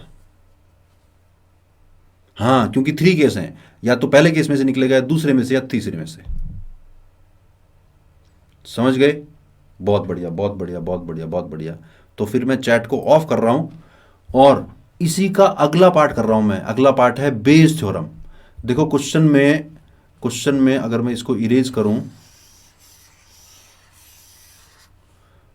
तो यहां तक आपको अगला क्वेश्चन सेम दिख रहा होगा। देखो यहां तक तो अगला क्वेश्चन सेम है, ये दोनों क्वेश्चन यहां तक सेम है, कॉइन तक ये दोनों क्वेश्चन सेम है।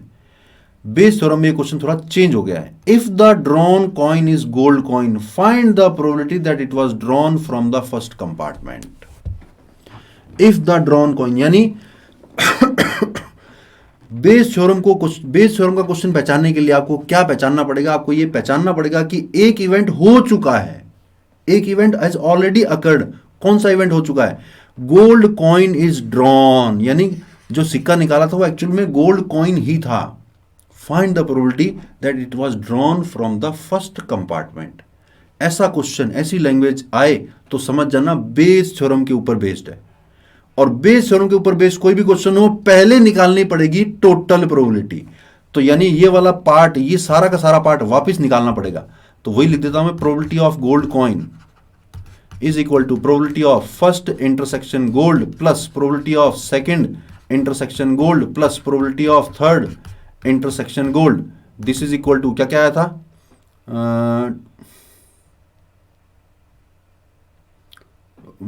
2/12 प्लस 2/15 प्लस 3/21 एलसीएम लिया था अपन ने 210 एलसीएम लिया। तो यहाँ पे क्या क्या आ रहा है यार? 12 एकम 12 चिक्के,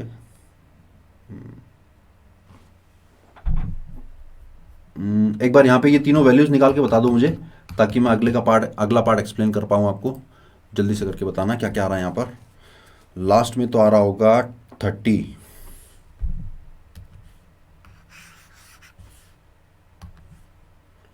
एलसीएम लिया 210, तो 12 एकम 12 9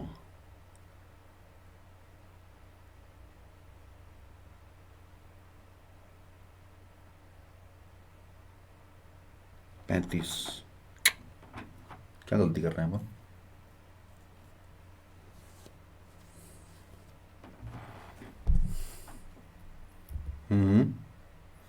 93/210 ठीक तो था, यही तो था यार।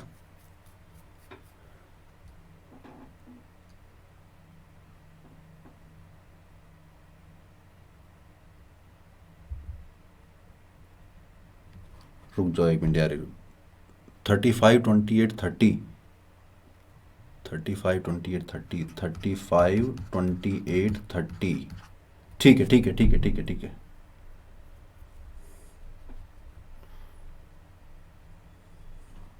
जो कि आ रहा था 93/210। ठीक ठीक ठीक ठीक ठीक ठीक ठीक ठीक। चलो दोबारा फिर से रिपीट कर रहा हूं मैं। देखो बेस थ्योरम का क्वेश्चन पहचानना कैसे है कि एक इवेंट हो चुका है। कौन सा इवेंट हो चुका है? कि गोल्ड कॉइन ड्रॉ हो चुका है। तो पहले उसकी टोटल प्रोबेबिलिटी आपको निकालनी है। टोटल प्रोबेबिलिटी निकाली अपन ने, जो कि आई 35 + 28 + 30 डिवाइडेड बाई 210 विच इज 93/210। अब बेस थ्योरम लगानी, यानी उल्टी कैलकुलेशन करनी है। Find the probability that it was drawn from the first compartment. तो फर्स्ट कंपार्टमेंट की प्रोबेबिलिटी आ जाएगी 35 divided by 93। 35 divided by 93। Second compartment की पूछता तो 28 divided by 93। 28 divided by 93। Third की पूछता तो 30 डिवाइडेड बाई 93। बेस थ्योरम का सवाल बहुत बहुत बहुत ही आसान होता है और बड़ा ही कॉमन है जेई एडवांस में। जेई मेंस में उतना कॉमन नहीं है, जेई एडवांस में बहुत कॉमन है। बेस थ्योरम का क्वेश्चन पहचानना कैसे है, मैंने एक्सप्लेन किया आपको कि एक इवेंट हो चुका होगा, और जो इवेंट हो चुका होगा वो उस इवेंट के होने के बहुत सारे रास्ते दिख रहे होंगे। यानी आपको टोटल प्रोबेबिलिटी निकाल लेनी है पहले।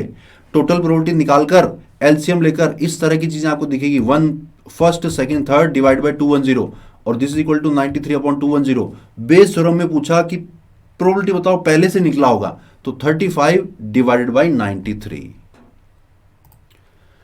ये मैं समझाना चाह रहा था आपको through the help of two questions. Basically एक ही क्वेश्चन है, उसी क्वेश्चन के थ्रू मैंने आपको टोटल प्रोबेबिलिटी भी एक्सप्लेन करी है और उसी क्वेश्चन के थ्रू मैंने आपको बेस थ्योरम भी एक्सप्लेन करी है। समझ गए क्या? समझ गए हो तो जल्दी से आगे बढ़े, क्योंकि अभी बाइनोमियल और रैंडम वेरिएबल बाकी है। जल्दी बोलो जल्दी बोलो।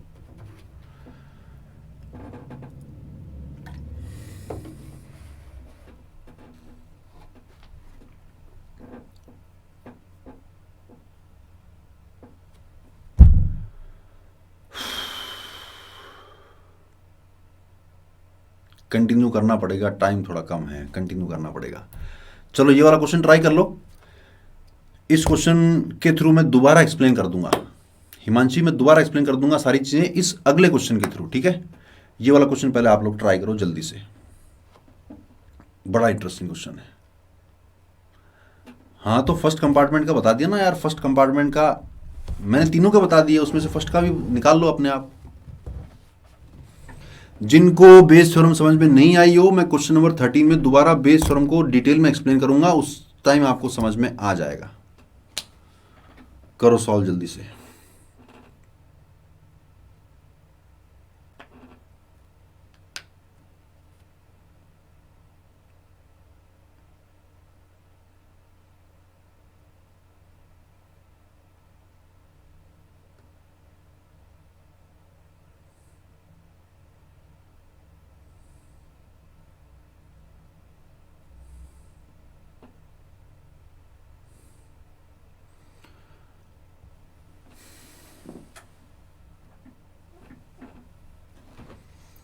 बेटा अगर तुम्हारा ध्यान इस तरह की बातों पे होगा तो जे निकल नहीं पाएगा।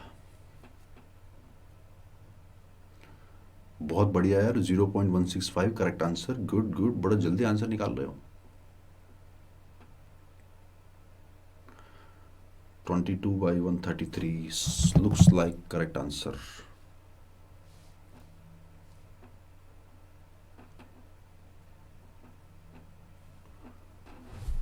Good, good, good, good, good, good, good. बहुत सारे बच्चों का सही जवाब आ चुका है। आपकी जानकारी के लिए बता दूं कि एनसीईआरटी का सवाल है। हाँ एनसीईआरटी का सवाल है यार। Good, 0.165 correct answer. चलो चैट को मैं ऑफ कर रहा हूं, क्वेश्चन एक्सप्लेन कर रहा हूं, ध्यान से देखना। A person got tested himself and result was positive. एक इवेंट हो चुका है कि पर्सन पॉजिटिव आ चुका है, तो पर्सन के पॉजिटिव आने के रास्ते हैं बहुत सारे। क्या क्या रास्ते हैं? कि he was really infected and the result became positive, और he was not infected and the result became positive. यानी मैं निकाल तो मैं टोटल प्रोबेबिलिटी ही रहा हूं। What is the probability that he was infected? 0.1% of the population is infected. So probability हो गई 0.1 divided by 100 multiplied by infected person का result positive निकल जाए। 99% effective in detecting coronavirus. So multiplied by 99 divided by 100 plus not infected. If 0.1% is infected, then not infected is how much?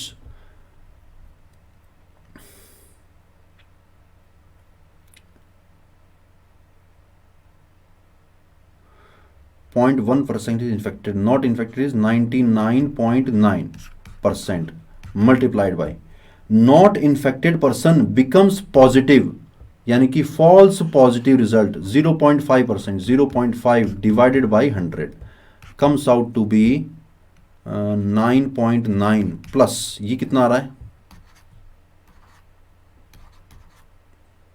49.95 divided by 1000। This is equal to, इसमें add कर देते हैं 9.9 add किया तो आ रहा है ये 5, ये आ रहा है।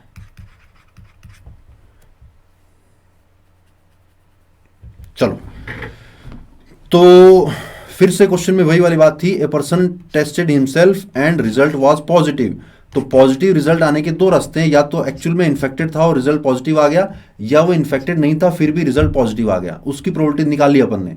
अब मुझे बैक कैलकुलेट करना है कि what is the probability that he actually was infected. तो इन्फेक्टेड वाले का जो कंट्रीब्यूशन है इसको डिवाइड करना है 59.85 से, तो correct answer will be 9.9 divided by 59.85। Calculator का इस्तेमाल अगर मैं करके निकालूं तो this should come out to be 9.9 divided by 59.85, this comes out to be 0.165। 0.165, this is the correct answer. ये क्वेश्चन था एक और बेस्ड ऑन बेस थ्योरम। जिनको बेस थ्योरम क्लियर नहीं हुई थी अब क्लियर हो गई क्या? बेस थ्योरम भी एक्चुअली टोटल प्रोबेबिलिटी का क्वेश्चन ही है, यानी आपको टोटल प्रोबेबिलिटी ही निकालनी है, फिर बैक कैलकुलेट करनी है। बैक कैलकुलेट करने के लिए ये डिवाइडेड बाई ये दोनों का डिनोमिनेटर सेम होना चाहिए, ध्यान रखना बस। क्लियर हो तो फटाफट चलते हैं अपन बाइनोमियल प्रोबेबिलिटी डिस्ट्रीब्यूशन के ऊपर, वो पार्ट भी इंपॉर्टेंट है। Got it, thanks. चलो आगे बढ़ते हैं। बाइनोमियल प्रोबेबिलिटी डिस्ट्रीब्यूशन में आपको किस तरह की चीजें दिखाई देंगी? सपोज आपने कॉइन टॉस किया 10 टाइम्स कॉइन टॉस किया और आपसे पूछे कि प्रोबेबिलिटी बताओ 6 टाइम्स हेड आना चाहिए, 6 टाइम्स हेड आना चाहिए। तो 6 टाइम्स हेड आने का मतलब वो 10 में से कोई 6 बार हेड आना चाहिए। तो suppose head head head head head head और टेल टेल टेल टेल, लेकिन ये किसी भी ऑर्डर में आ सकते हैं ना, यानी कि आप 10 में से 6 प्लेस सिलेक्ट करो, उन प्लेसेस पे हेड की probability multiplied by remaining places पे टेल की प्रोबेबिलिटी। बाइनोमियल प्रोबेबिलिटी डिस्ट्रीब्यूशन में क्या बोला जाता है? बाइनोमियल प्रोबेबिलिटी डिस्ट्रीब्यूशन में इसको बोला जाता है सक्सेस और इसको बोला जाता है फेलियर। इतना ही ध्यान में रखना है बस, कोई बहुत ज्यादा भेद की बात नहीं है। बोलो बाइनोमियल प्रोबेबिलिटी डिस्ट्रीब्यूशन में कोई डाउट हो तो मैं और एक्सप्लेन कर रहा हूं, नहीं तो मैं क्वेश्चन करूं और इससे रिलेटेड को 2-3 काम की बातें वो बताऊं मैं, क्योंकि टाइम थोड़ा कम है। Binomial please repeat. सपोज आपने कोई कॉइन टॉस किया,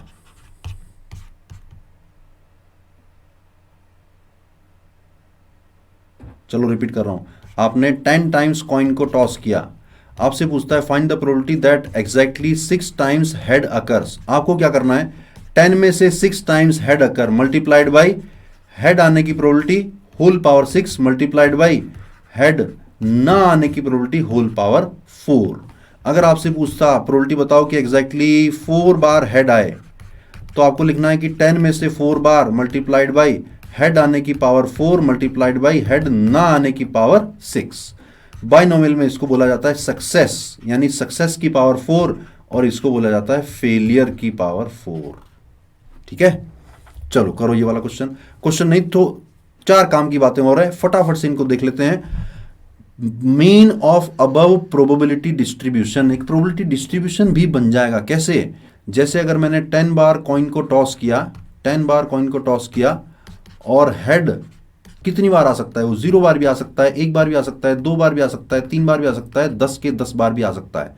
तो 0 बार हेड आने की प्रोबेबिलिटी कुछ निकाली जा सकती है, 1 आने की प्रोबेबिलिटी कुछ निकाली जा सकती है, 2 आने की प्रोबेबिलिटी भी कुछ निकाली जा सकती है, 10 बार आने की प्रोबेबिलिटी भी निकाली जा सकती है।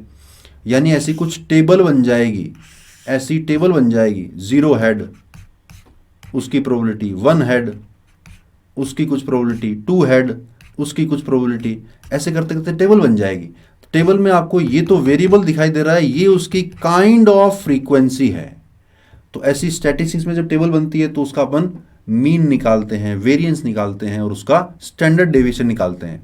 अगर प्रोबेबिलिटी का क्वेश्चन आता है बेस्ड ऑन बाइनोमियल, तो आपको बार बार वो सारी चीजें फॉर्मूले लगाने नहीं है, आपको सिर्फ इतना याद रखना है कि mean of binomial probability distribution, अब का मतलब mean of binomial probability distribution, सीधा सीधा n इंटू पी बोलना है। पी क्या है?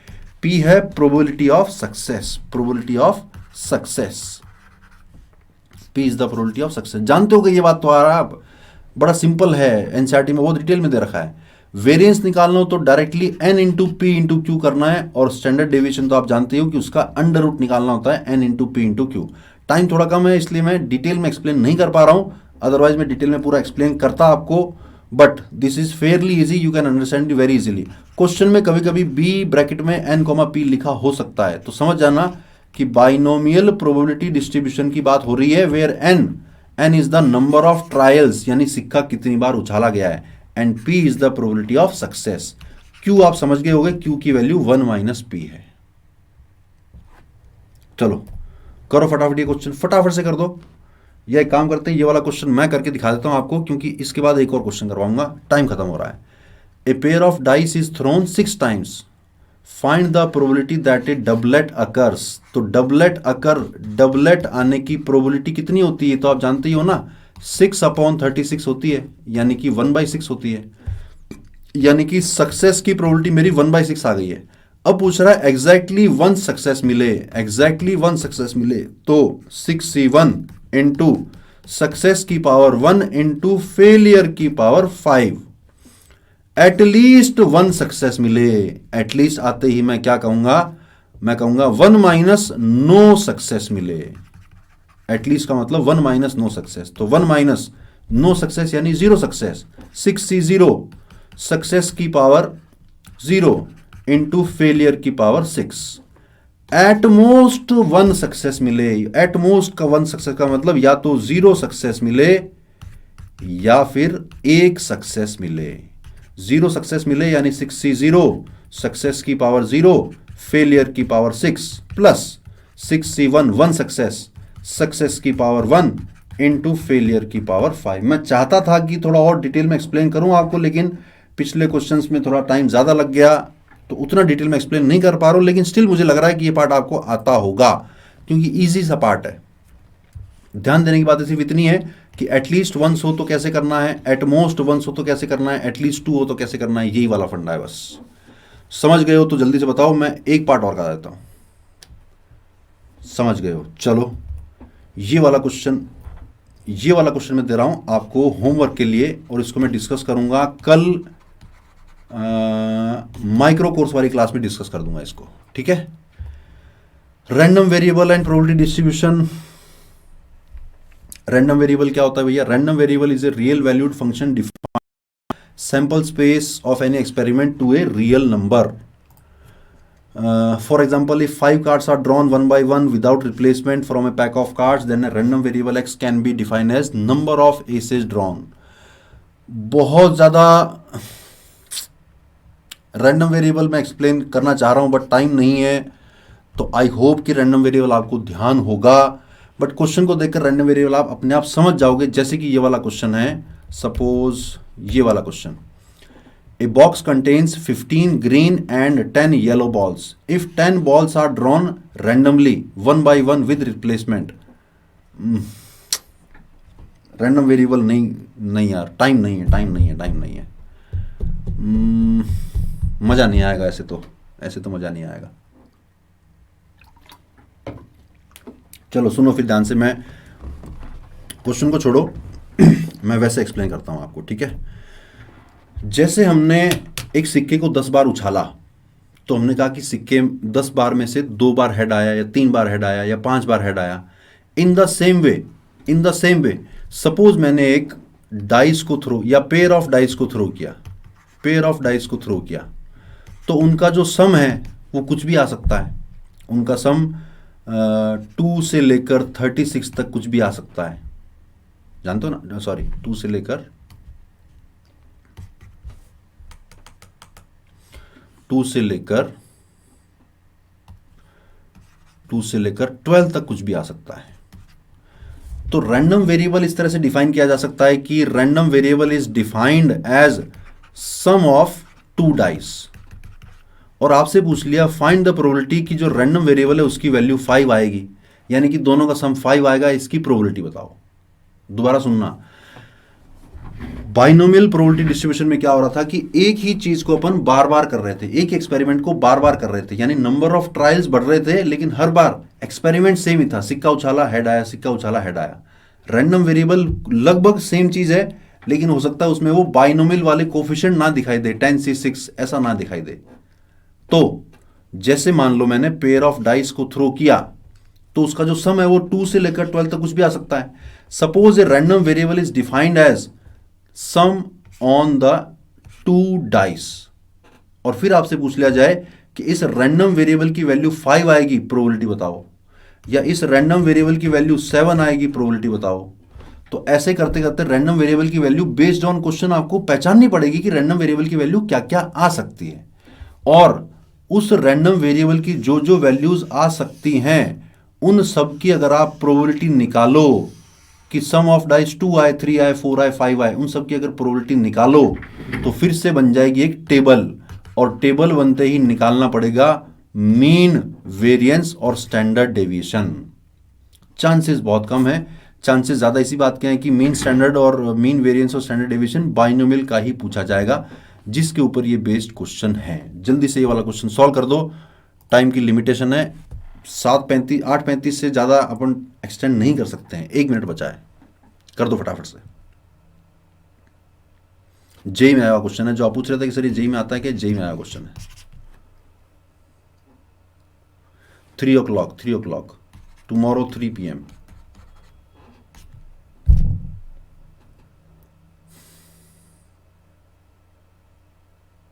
मैं कर देता हूँ, ठीक बात है, टाइम खत्म हो रहा है, मैं कर देता हूँ। देखो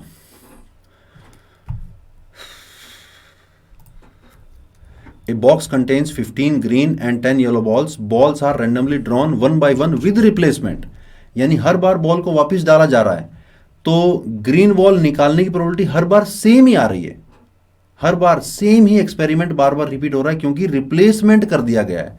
तो रिप्लेसमेंट कर दिया गया यानी कि हर बार सेम इवेंट रिपीट होता जा रहा है, यानी बेसिकली ये बाइनोमियल प्रोबेबिलिटी डिस्ट्रीब्यूशन वाला पार्ट ही बन गया है।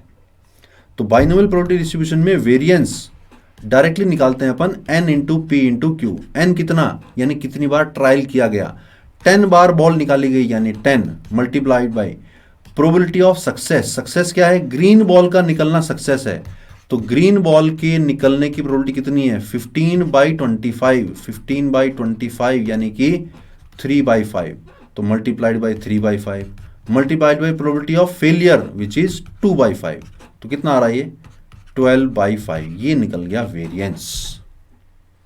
लास्ट वाले पार्ट में उतना मजा नहीं आया जितना कि थोड़ा टाइम और होता तो और एक्सप्लेन कर सकते थे अपन, पर I hope and I believe कि बाइनोमियल और रैंडम वेरिएबल फेयरली इजी हैं related to general multiplication theorem और रिलेटेड टू कंडीशनल प्रोबेबिलिटी या बेस थ्योरम। ठीक है, क्लियर हुआ, क्लियर हुआ। चलो चलो चलो चलो चलो, कल अपनी क्लास है, कल अपनी क्लास है application of derivatives part 2 3 PM। उसमें मैं आपके साथ ये वाला क्वेश्चन डिस्कस करने वाला हूं। कौन सा क्वेश्चन, क्वेश्चन नंबर 15, ये कल वाली क्लास में डिस्कस करूंगा। क्लियर, चलिए बाय बाय कहने का टाइम आ गया है।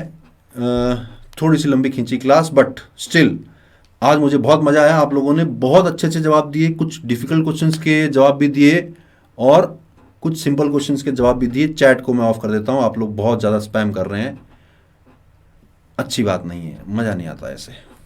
चलिए, thank you all, thank you, bye bye. ये क्वेश्चन नंबर 15 कल 3 बजे वाली क्लास में डिस्कस करूंगा। बड़ा इंटरेस्टिंग क्वेश्चन है, इसको सॉल्व कीजिएगा। ये क्वेश्चन जेई में आया हुआ है।